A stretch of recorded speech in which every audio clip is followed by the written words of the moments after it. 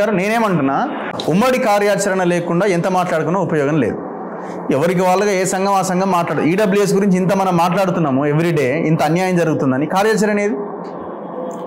మాట్లాడే వాళ్ళే ఉన్నారు తప్ప ఎవరి జ్ఞానాన్ని వాళ్ళు ఏదో చెప్పే ప్రయత్నం చేస్తున్నారు తప్ప కార్యాచరణ ఎక్కడ లేదు కదా. ఇది కూడా అంతే ఉన్నది. ఆయన ఇది చేసిండు, ఈయన ఇది చేసిండు అని ఎవరికి వాళ్ళు మనం విశ్లేషిస్తున్నాం తప్ప ఉమ్మడి కార్యాచరణ, ఒక పోరాటం అనేది లోపించింది. కారణం ఏంటి? ఇప్పుడు రఘుభాయ్ నా పాయింట్ ఏంటంటే అసలు ఈ వాదం ఏంది, ఎటువైపు వెళ్తున్నది? ఇది అసలు ఏంది ఈ వాదం ఏంది, ఎటువైపు వెళ్తున్నది? అంటే దీన్ని వాడుతున్నామా, లేకపోతే ఎదురుగా ఎవడన్నా తప్పు చేసి దాన్ని క్వశ్చన్ చేసే వరకే మనం పరిమితం అవుతున్నామా?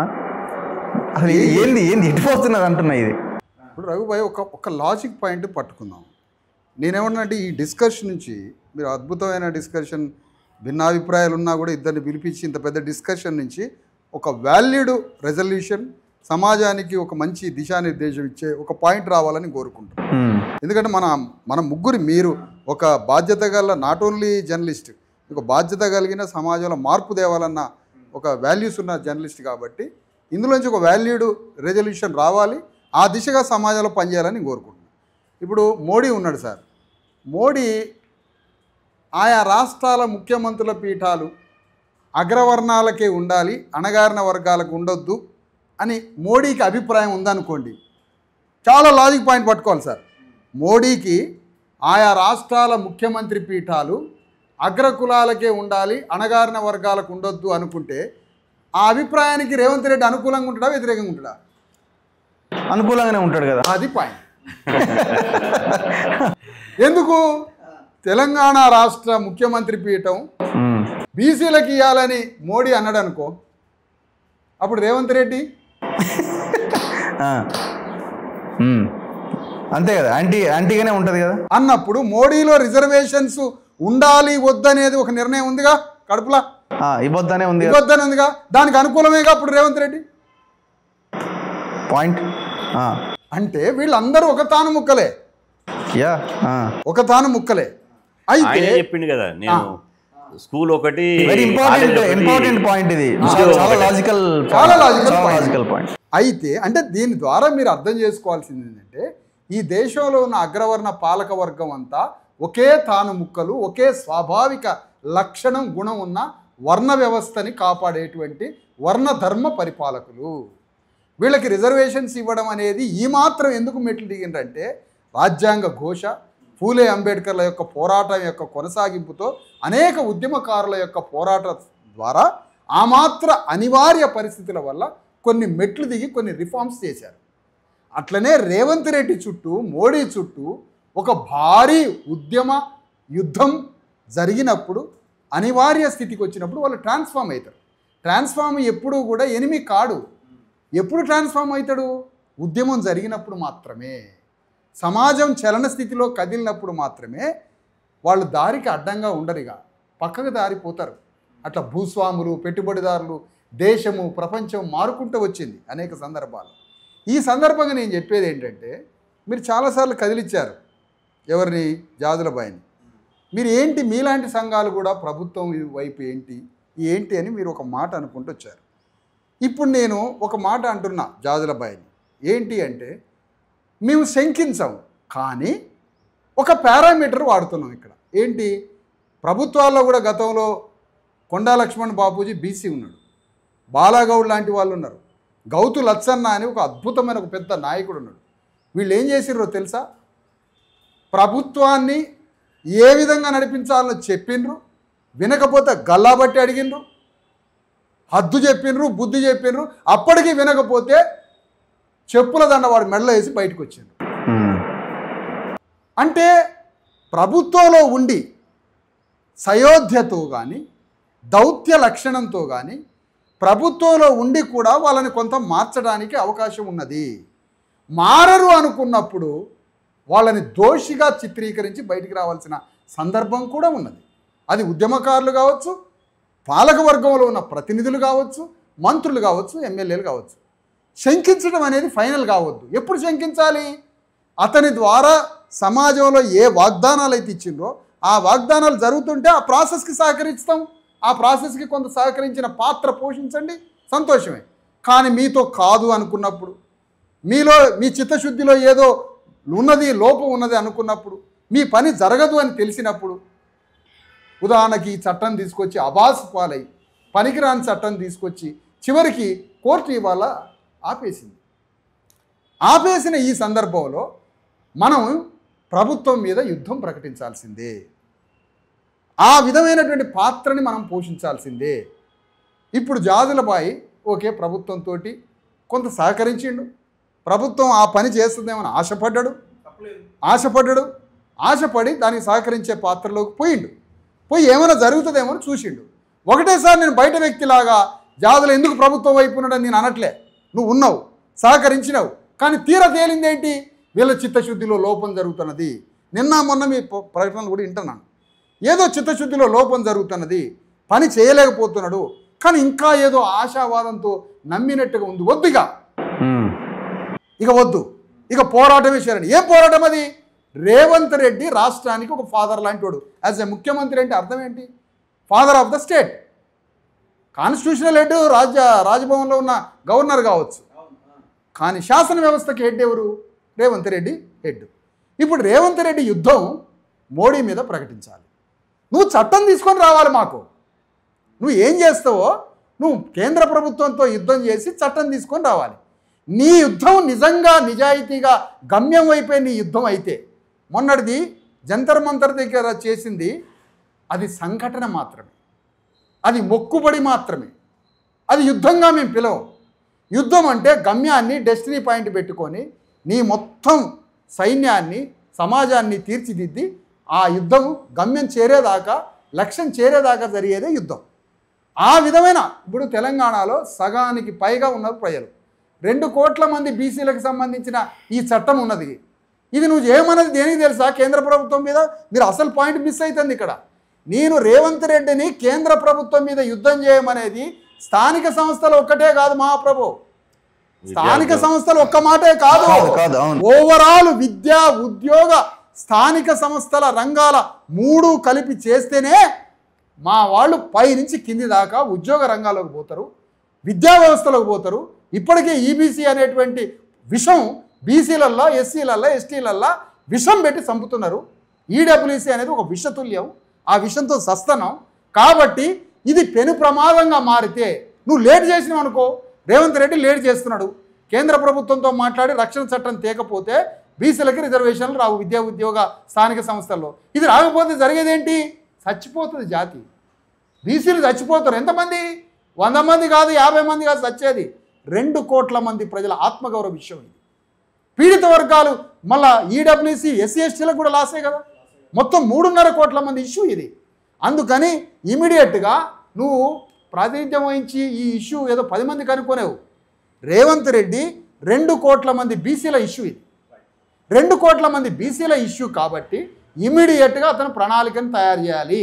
ఓకే, కేంద్ర ప్రభుత్వం మీద ముందు ఓకే జాజులబాయి అన్నట్టు 350 మంది మద్దతు అది. కానీ నువ్వు తీర్మానించుకోవాల్సింది నీ పార్టీలో ఎంతమందితో, నీ పార్లమెంట్ కమిటీతో తీర్మానించుకోవాలి.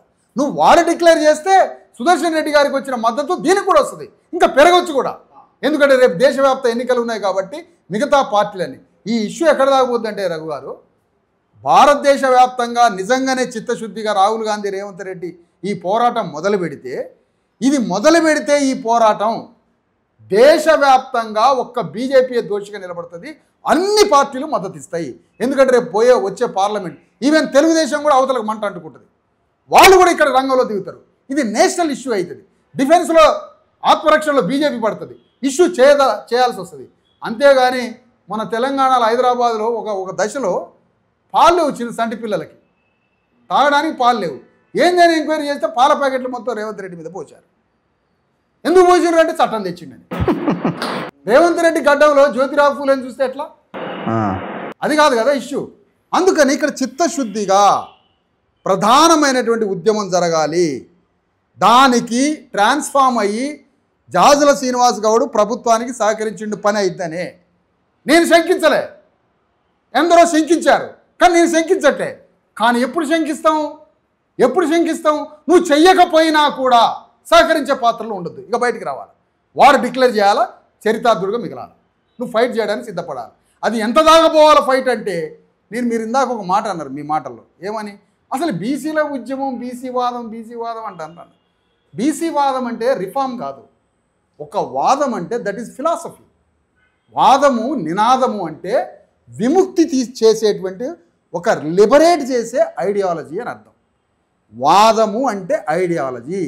బీసీ వాదము అంటే బీసీలకి పడ్డ శతాబ్దాలుగా యుగయుగాలుగా అగ్రకుల వర్ణ వ్యవస్థతో పడ్డ రాజకీయ ఆర్థిక సామాజిక రంగాలలో సాంస్కృతిక రంగాల్లో పడ్డ సంఖ్యలని తెంపి బీసీలని స్వతంత్రులుగా స్వశక్తిగా స్వధర్మంతో రాజ్యం మీద కూర్చోబెట్టడమే బీసీ వాదం. That is philosophy. మరి ఆ ఫిలాసఫీ అంటే ఏంటి? స్వతంత్రులుగా మార్చడం, ప్రభుత్వంలో అంతర్భాగంగా ఉండి రాజ్యంలో అంతర్భాగంగా ఉండడం కాదు విప్లవం అంటే. విప్లవం అన్నా వాదం అన్నా నినాదం అన్నా దిస్ ఈజ్ ఐడియాలజీ. ఏం ఐడియాలజీ? లిబరేట్ చేసే ఐడియాలజీ. ఏమి liberation? Politically, economically, culturally, socially upper caste తోటి డిస్కనెక్ట్ చేసి వీళ్ళని స్వతంత్రులుగా మార్చి రాజ్యం మీద బీసీలను కూర్చోబెట్టడం, అణగారిన వర్గాలను ఎస్సీ ఎస్టీలను కూర్చోబెట్టడం, అది ఒక స్వతంత్ర ఉద్యమం. ఈ స్వతంత్ర ఉద్యమానికి శ్రీకారం చుట్టడా జాజుల శ్రీనివాస్ గౌడ్? అది వాదం ఎట్లయిద్ది? తమిళనాడు పోయి వాదం అనండి, వాళ్ళు ఏమంటారో తెలుసా? వాడిచ్చేది ఏంటి రిజర్వేషను? అగ్రకులాలు పోటీ చేసే దగ్గర కూడా మేము పోటీ చేస్తామంటారు. అక్కడ దాకా ఈ చైతన్యాన్ని తీసుకుపోవాలి. రాజకీయ పరమైనటువంటి ఖడ్గాన్ని జాజుల నూరినప్పుడు, కత్తులు నూరినప్పుడు రేవంత్ రెడ్డి కాగితాలు పట్టుకొని ఢిల్లీలో కూర్చొని చట్టం చేసుకొని వస్తారు. ఎందుకు? రేపు బీసీలు మొత్తం నన్ను పొందబెడతారు, నన్ను చంపేస్తారు. ఎందుకు? ఆగాలి సార్, అసలు క్లైమాక్స్ ఇదే. ఎందుకు? అమ్మా బీసీ ఉద్యమం లేదంటే ఈ పని మొదలుపెట్టలేదనుకో, ఇప్పుడు బ్రాహ్మణులు దింపాలని కమ్మోళ్ళు తిరిగారు, రెడ్లు తిరిగారు, బ్రాహ్మణులు దింపారు, రెడ్లు ఎక్కారు, రెడ్లు దింపాలని కమ్మోళ్ళు బయలుదేరారు, కమ్మోళ్ళని దింపాలని కాపులు బయలుదేరారు. ఆంధ్రాలో, తెలంగాణలో కూడా బీసీల పేరు మీద బీసీలను అడ్డం పెట్టుకొని మొత్తం బీసీ ప్రయోజనాలన్నీ మింగి బలిసింది కాపులు. ఇప్పుడు వీళ్ళు రేపు ఏం చేస్తారో తెలుసా? ఇప్పుడు ఒక డేటా చూస్తే మన శాసనసభలో బీసీ కమ్యూనిటీస్లో కాపులు 300 కాపులు, బీసీ కమ్యూనిటీలో ఉన్న 300 కాపులు, అన్ని బీసీలలో ఉన్న అన్ని కులాలేమో వాళ్ళకి రావాల్సిన ఎమ్మెల్యేల సంఖ్య రాలే, కానీ బీసీలో ఉన్న 300 కాపులు అదనంగా 22 మంది ఎమ్మెల్యేలు అయ్యారు, 5 పీసీసీ అధ్యక్షులు అయ్యారు, వ్యవసాయం వ్యాపారం రాజ్యం అన్నింటిలో అంతర్భాగమైనారు. ఇప్పుడు ఆ 300 కాపులు బీసీల కార్డు అడ్డం పెట్టుకొని పార్టీ పెట్టి తిరుగుతారట. ఈ ప్రమాదం వస్తుందయ్యా నువ్వు ఎత్తుకోకపోతే నినాదం. బీసీలని మింగడానికి ఈ ప్రమాదం వస్తుంది. కాబట్టి నువ్వు రాజకీయ కత్తిని నూరి బీసీ వాదం అంటే బీసీ సమాజాన్ని స్వతంత్రులుగా మార్చడం, బీసీ వాదం అంటే బీసీలలో విప్లవం రావడం, బీసీ వాదం అంటే సామాజికంగా రాజకీయంగా ఆర్థికంగా విప్లవాన్ని తీసుకొచ్చి వాళ్ళని రాజ్యం మీద కూర్చోబెట్టడమే బీసీ వాదం. ఆ వాదానికి జాజుల శ్రీనివాసు ఖడ్గం నూరితే రేవంత్ రెడ్డి భయపడి ఆ చట్టాన్ని తీసుకొని వస్తాడు 9th షెడ్యూల్లో పెట్టి. నువ్వు కత్తి నూరుతావా లేదా? శ్రీనివాస్ గౌడ్ మీరు లాస్ట్ కన్క్లూడ్ చేయండి ఆ క్వశ్చన్కి మీ ఆన్సర్ ఇదే. ఇప్పుడు నేను ఒక రఘుబాయ్ మీరు చూశారు, నేను జాజుల్ని 3 మీటింగ్లకు పిలిచాను. నేను పార్టీ ఎవడు పార్టీలు వాడుకుంటే నీకో పార్టీ ఉంటుంది నాకో పార్టీ ఉంటుంది. మీరు ఫస్ట్ నుంచి 3 మీటింగులు నా కష్టాన్ని నా 15 ఏళ్ల శ్రమతో నా ఉద్యమ నిర్మాణాన్ని 3 సభలకు తీసుకుపోయిన ముఖ్య అతిథిగా. చూడు జాజులపై నా కష్టం చూడు, నా పని చూడు, గ్రామం తిరిగిపోయి ఇగో ఇంతమంది ఆల్టర్నేటివ్గా ఉన్నా. నేను ఒక మాదిగ కులస్తుండే రఘు గారు, మాదిగ కులస్తున్నైనా నా పోరాటం అంతా బీసీ ఎస్సీల తరఫున పోరాడుతున్నా. ఇది ప్రపంచం చూస్తాను. మాదిగ కులస్తుండే కానీ నా పోరాటం మొత్తం పీడిత వర్గాలు. అయినా కూడా ఇగో నా సమాజాన్ని ఎట్లా తయారు చేశాను, ప్రజలను ఎట్లా తయారు చేసినో 3 మీటింగ్. మీరు కూడా సమాజాన్ని మార్చడానికి అణగారిన వర్గాల్ని మీరు కూడా ఏకీకృతం తిరండి, ఇగో అందరం కలిసి రాజ్యం కోసం పోరాడదామని 3 మీటింగులకు 3 సార్లు తీసుకొని పోయినా. అలాంటి పని తన నుంచి కూడా ప్రారంభమైతే మన మధ్య ఒక ఐక్య కార్యాచరణ గట్టి ఈ ఐక్య కార్యాచరణతోటి పార్లమెంటులో 9th షెడ్యూల్లో పెట్టించే పని చేద్దాం, రేపు తెలంగాణలో రాజ్యం తీసుకొచ్చే పనులు చేద్దాం, కాన్స్టిట్యూషనల్ హక్కులు ఇంకేమేమి రావాలనో సమస్త సంపదలు అణగారిన వర్గాలకి ఆయా కులాల జనాభా నిష్పత్తి ప్రకారం అన్ని రంగాల్లో వాటా కోసం కూడా మన ఐక్య కార్యాచరణను ప్రారంభిద్దాం. అది నేను మిమ్మల్ని మీ కోరుతున్నాను. ఆన్సర్ ఆయన ఎవరి మీద నాకేముంటుంది చెప్పండి. ఆయన రిక్వెస్ట్ కి మీ ఆన్సర్ ఏంటి? ఆయన request or demand or something ఏదైనా కావచ్చు. విశారదన్ మహారాజు గారు చేసినటువంటి ధర్మ పోరాటం ఉంది కాబట్టి వారికి నేను సపోర్ట్గా ఉన్నా, భవిష్యత్తులో ఎప్పుడైనా ఉంటా. మిమ్మల్ని కత్తి నూరమంటున్నారు. ఎట్టి పరిస్థితి నేను కత్తి నూరు ఎప్పుడో సిద్ధమై ఉన్నా. ఇప్పుడు ఉద్యమం అన్నప్పుడు వ్యూహం, ఎత్తుగడలు, ఇలా తాత్కాలికంగా ఏం చేయాలి, దీర్ఘకాలికంగా ఏం చేయాలనే పంతా మీదనే వెళ్తున్నాం. సంక్షేమ ఉద్యమం నుంచి రాజకీయ అధికార ఉద్యమంగా బీసీ ఉద్యమాన్ని తీసుకొచ్చిందే నేను. ఆర్ కృష్ణయ్య గారితో ఉన్నప్పుడు అది సంక్షేమ హాస్టళ్ల ఉద్యమం, స్కాలర్షిప్ల ఉద్యమం. ఈ సంక్షేమ హాస్టళ్ల ఉద్యమం, స్కాలర్షిప్ల ఉద్యమంతో రాజకీయ అధికారం దక్కదు. మనం ముఖ్యమంత్రి పీఠం కాడ కూర్చోవాలి. పిడికెడు శాతం లేని వాళ్ళు ఇచ్చేది ఏంది, గంపెడు శాతం ఉన్న వాళ్ళు దేయి అనేది ఏంది.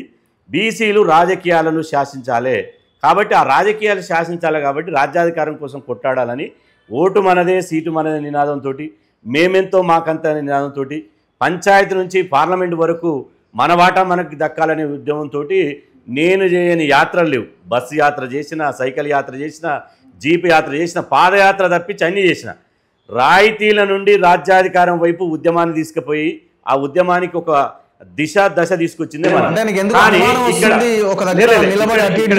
ఇక్కడ మనం అంబేద్కర్ గారిని ఉదాహరణ తీసుకున్నాం. అంబేద్కర్ గారు జాతిని ఏకీకృతం చేశాడు, జరిగిన దాని మీద అన్యాయం చేశాడు.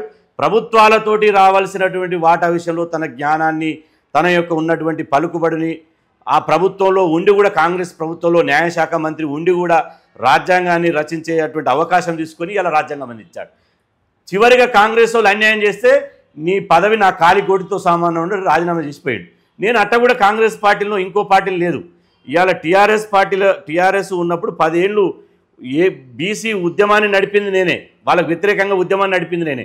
ఈటల రాజేందర్ గారు బర్తరఫ్ చేస్తే ఒక బీసీ బిడ్డ నేను తప్ప, నేను ఇద్దరమే తిరిగినాం. ఎన్నోసార్లు ఇంటర్వ్యూలు కూడా ఇచ్చినాం. ఎన్నో ప్రలోభాలకు గురి చేశారు. మా క్యారెక్టర్ ఏంది, బలహీనత ఏంది, బలం ఏంది, ఏ రకంగా ప్రలోభాలకు గురి పెట్టాలి, ప్రలోభాలకు లేకపోతే ఆయన క్యారెక్టర్ మీద ఎలాంటి దెబ్బ కొట్టాలి, ఎక్కడ లొంగిపోతారని చూశారు. కానీ 25 ఏళ్ళు ఎత్తిన జెండా దించకుండా ఈ బీసీ కండు వేసుకొని పోరాటం చేస్తున్నాం. ఈ తాత్కాలికంగా టెంపరీగా ఈ 42% రిజర్వేషన్ల కోసం, ఎందుకంటే 80 ఏళ్ళుగా నష్టపోయారు బీసీలు. స్వాతంత్రం వచ్చిన 52 సంవత్సరాలు అయిపోయింది, అది అయ్యేటట్టు లేదు. ఇది వాళ్ళు జాతిని జాగృతం చేయాలంటే ఈ అన్ని అంశాలు జాతికి చెప్పవలసినటువంటి అవసరం ఉంది.